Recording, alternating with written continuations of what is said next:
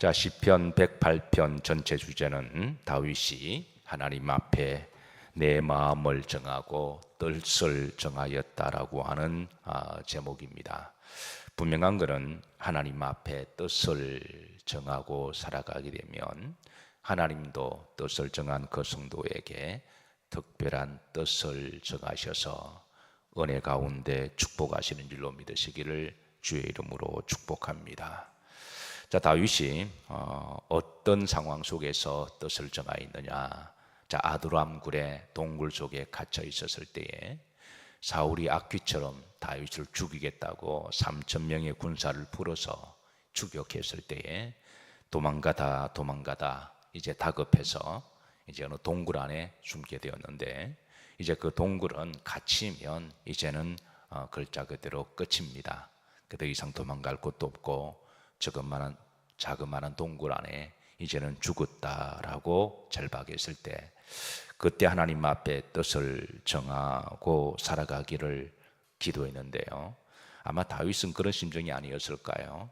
이왕 죽을 거, 이제 하나님께서 한 번만 더 나에게 기적을 베풀어 주시고 살려주시면 제가 한평생 이왕 죽을 거 내가 하나님 앞에 뜻을 정하며 살아가겠습니다 라고 하는 그런 절박한 심정이 아니었을까라고 생각해요.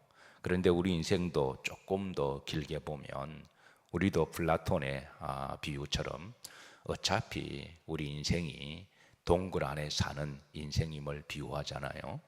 어차피 죽음이라고 하는 그 터전 아래서 우리가 살아가는 게 우리 인생인데, 어차피 죽을 인생, 어차피 영원한 하나님의 나라의 그 영원한 그 시간에 비하면 어차피 동굴 안에서 유한한 인생을 살아가는 게 우리 인생이죠. 그래서 어차피 하나님 죽을 인생이라면 하나님 영광을 위하여 살아가게 하옵소서라고 뜻을 정하고 살아가는 것이 지혜로운 성도고 복이 있는 성도인 줄로 믿습니다. 어차피 세월 지나고 우리는 어차피 늙어가고 어차피 우리 인생은 유한하다고 한다면, 어차피 세계 권력을 쥐고 한때 부귀영화를 지어도 어차피 다 사라지는 거라면 영원하신 하나님 앞에 우리가 뜻을 정하고 살아가는 것이 정말 지혜로운 성도고 하늘에 복이 있는 성도인 줄로 믿으시기를 주의 이름으로 축복합니다. 그래서 다윗이 하나님 앞에 뜻을 정하고 살아간 것, 지난번에 우리가 세 가지 말씀을 살폈습니다. 첫 번째, 한평생 이제 마음을 다하여 하나님께 예배의 사람으로 살아가겠다고 뜻을 정했습니다. 엊그제 병원 신방을 다녀왔습니다.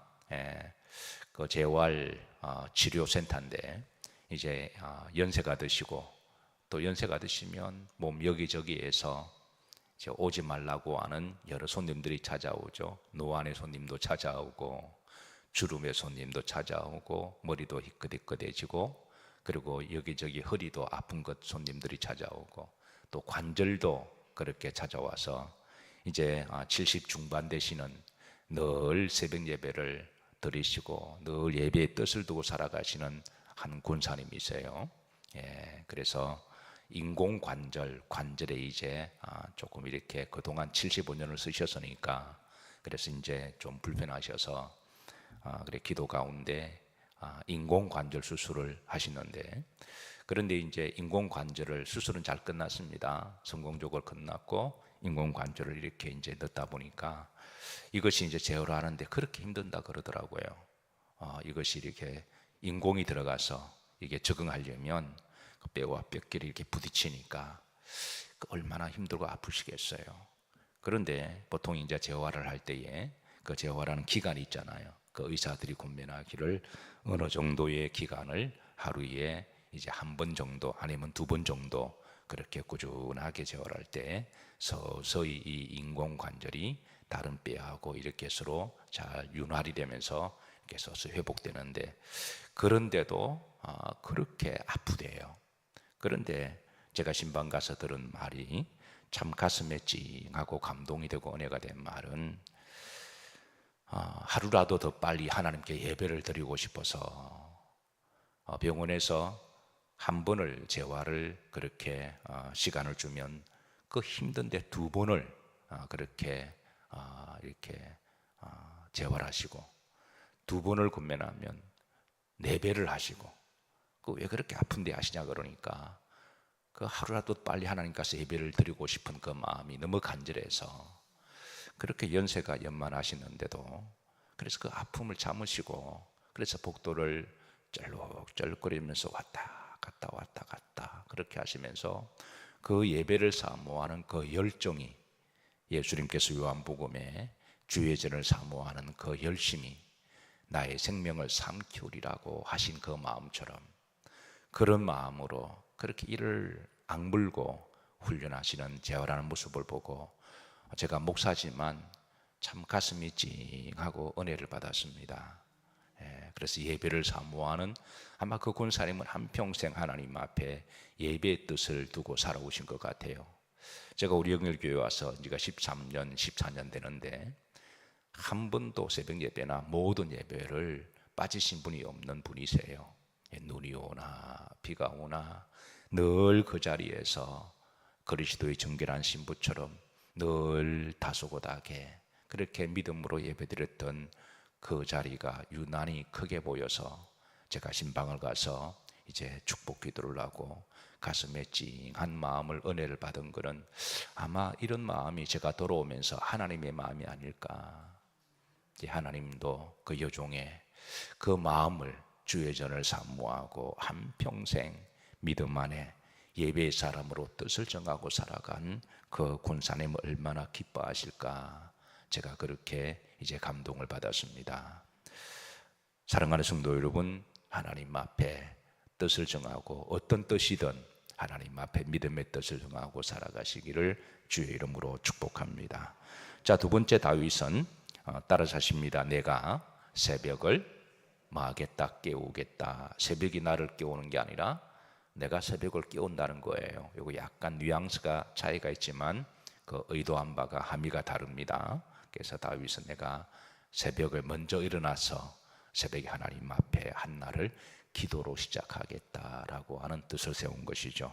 세 번째 다윗의 뜻은 따라서 하십니다. 주께 범사에 감사하겠습니다. 그래서 우리가 어제 여기까지 다윗의 뜻을 살펴보았습니다. 오늘은 이제 네 번째입니다. 자, 따라서 하십니다. 모든 영광을 하나님께 돌리겠습니다. 5절 뜻인데요, 합독합니다. 하나님이요 주는 하늘 위에 높이 들리시며 주의 영광이 온 땅에 높임 받으시기를 원하나이다. 하나님의 영광이 높이 들리시고 그리고 온 땅에 하나님의 영광이 드러나기를 제가 그렇게 뜻을 정하고 살아가겠습니다 했습니다. 이사야 43장 7절입니다. 우리가 잘 아시는 말씀이시죠. 내 이름으로 불려지는 모든 자, 내 이름으로 불려지는 모든 자는 곧 성도를 이야기하죠. 그래서 내가 내 영광을 위하여 무한 자를 창조한 자, 누구의 영광을 위하여? 하나님 영광을 위하여 무한 자, 창조한 자를 내게 오게 하라. 그를 내가 지었고 내가 그를 만들었다. 하나님이 우리를 창조하신 목적이 하나님의 영광을 위한 것이죠. 이사야 43장 몇 절? 7절. 오늘 이 말씀 여러분 잘 아시는 말씀이지만 다시 한번 우리의 거의 금과 옥역 같은 말씀이니까 가슴에 잘 새겨 있어서 오늘도 하나님 영광을 위하여 살아가도록 주의 이름으로 축복합니다. 사도 바울은 좀 더 구체적으로 어떻게 영광으로 올리는 삶을 살아가야 할지 제시를 하는데, 이것도 우리가 잘 아는 말씀이죠. 고린도전서 10장 31절. 그런즉 이는 결론을 말합니다. 성도의 결론은 먹든지 마시든지 무엇을 하든지 하나님의 무엇을 위하여 하라? 영광을 위하여 하라. 그래서 성도는 결론은 하나님 영광입니다. 어디서 어떻게 살든 뭐를 하든 결론은 하나님의 무엇이다? 영광을 위함이다. 자, 주님은 이 세상에는 두 종류의 영광을 구하는 사람들을 소개합니다. 요한복음 7장 18절에 보시면, 자, 스스로 말하는 자는 자기 영광만 구하되, 그러니까 무엇을 하더라도 자기 영광만을 위하여 살아가는 사람, 이런 사람들이 세상 사람들이죠. 결국은 자기 영광입니다. 자기 자랑이고 자기 영광입니다. 자기 이익을 위해서고 자기 성공을 위해서입니다. 결국은 자기 잘 되자고 하는 것입니다. 그래서 세상에는 무엇을 하든 자기 영광만을 위해 살아가는 사람들, 이게 대표적으로 세상 사람들이죠. 나쁘다고는 말할 수는 없어요. 사람은 누구나 다 이제 예수 그리스도를 알기 전에, 하나님이 누구인지 알기 전에는 다 자기를 위해 살아가는 거니까 나쁘다고 말할 수가 없는데, 그런데 주님께서는 이제 또 다른 영광을 위하여 살아가는 사람을 소개합니다. 중반절에 보시면 보내신 이의 영광을 구하는 자는 참되니. 보내신 이가 누구시죠? 하나님이시라는 거예요. 그러니까 하나님이 누군지 안다면 내 영광을 위하여 살아가는 영광보다 비교할 수 없는 엄청난 복된 삶이고 가치 있는 거라는 것이죠. 어떻게 사람하고 하나님하고 비교할까요? 그건 등가시킬 수가 없는 거죠. 우리의 삶도 귀하지만 하나님은 천지를 창조하신 분이고 생명의 근원이 되시고, 그리고 우리를 영원토록 우리를 책임지시고 천국에서 상급을 주실 분이시잖아요. 그러니까 하나님이 누군지 아는 사람이라면 인간의 조그만한 그 영광을 위해서 비교하는 것은, 이거는 정말 하잘것없는 것임을 아시고, 그래서 하나님의 영광을 위하여 살아간다는 것이죠.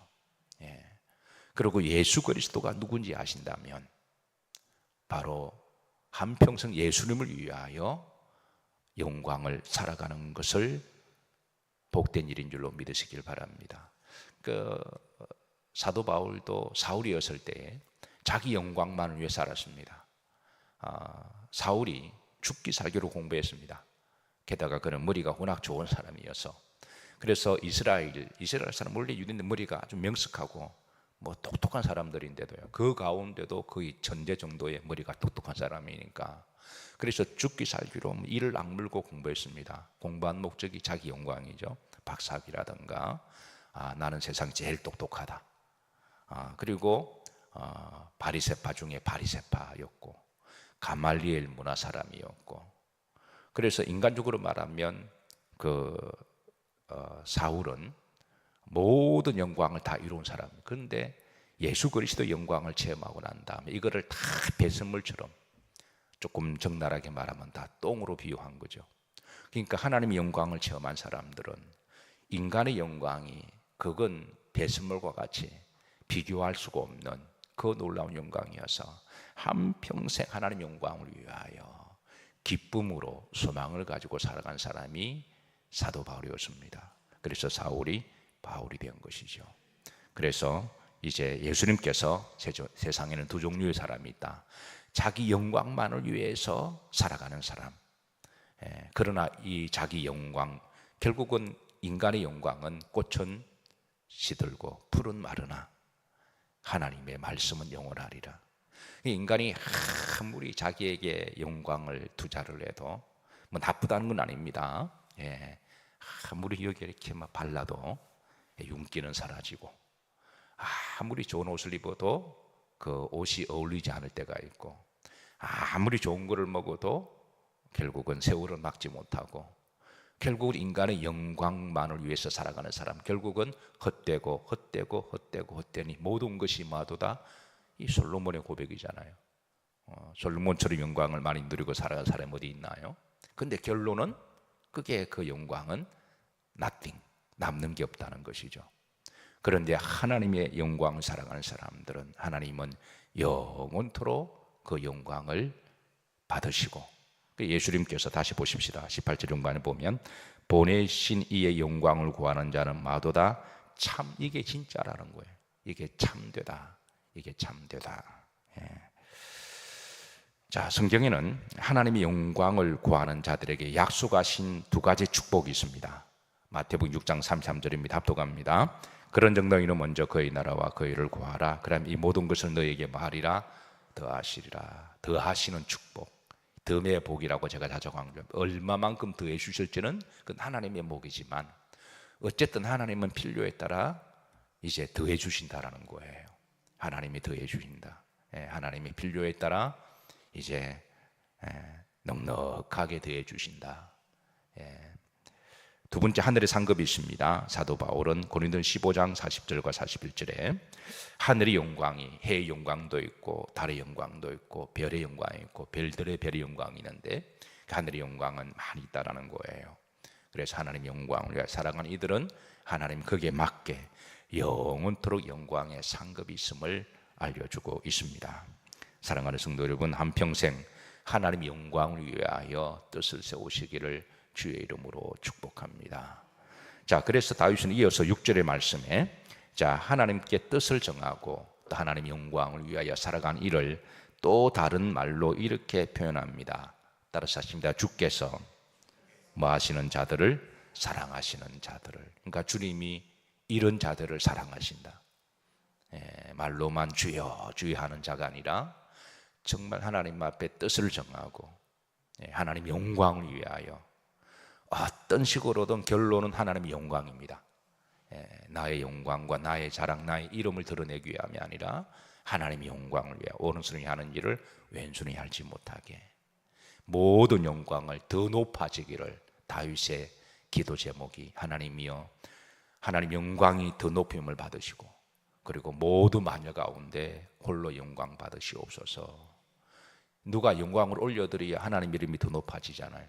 그러니까 성도가 하나님을 자꾸 높일 때 집에 키우는 강아지도 이쁘다 이쁘다 그러면 남들이 와서 이쁘다 그러는데요, 그냥 발로 차고 욕하면 남들도 와서 재미삼아 한번 발로 차고 막 그래요. 우리가 하나님을 귀하게 존귀하게 올려드려야 옆에 있는 사람들도 그 하나님을 존귀하게 여기고 함부로 하지 않지. 우리가 신앙을 우습게 생각하고 교회를 또 하나님 우습게 생각하면 옆에 있는 사람들도 하나님을 우습게 생각하고 교회를 없인 여기잖아요. 그러니까 우리가 이제 결론은 하나님의 영광입니다. 하나님의 영광을 올려드릴 때에 하나님 이런 자들을 마신다고요? 사랑하시는 자들을. 이런 자들을 하나님이 사랑하신다.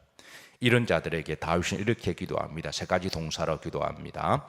건지시기 위하여 하나님 이런 자들을 건지신다. 두 번째 동사는 응답하사 이런 자들이 하나님 응답하신다. 세 번째 동사는 구원하소서 구원하신다고 하는 거예요. 사랑하는 성도 여러분, 하나님께 뜻을 정하고 살아가는 게 쉽지 않습니다. 사실 하나님께 한평생 뜻을 정하고 살아가는 게 쉽지 않습니다. 이유는 두 가지인데요. 첫 번째는 작심삼일이기 때문에 그래요. 작심삼일. 사람의 마음이 그렇게 뜻을 정하고 살아가는 게 쉽지 않습니다. 연초가 되면 제일 불황을 맞이하는 업종이 두 군데라 그럽니다. 연초가 되면 제일 장사가 안 되는 업종이 뭘까요? 그게 술집, 또 하나는 전매청, 담배. 여기가 1월 달이 되면 거의 뭐 제일 장사가 안 된다는. 그런데 그 업소에 종사하는 분들은 전혀 걱정 안 한대요.